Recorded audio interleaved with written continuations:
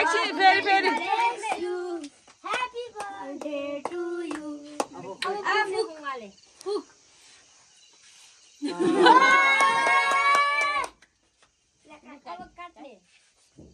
दुईटाले दैनियाले काट्नु यो त जेब्रिनी हो ल अब बाबाले खुवाइदेऊ कन्फर्म भएको यो के हो बा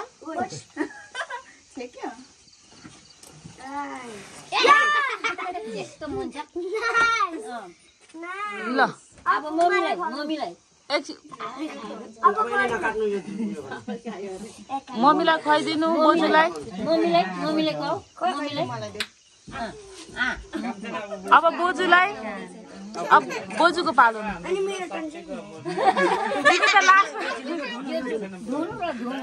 होइन यो के लेखेछ लोडी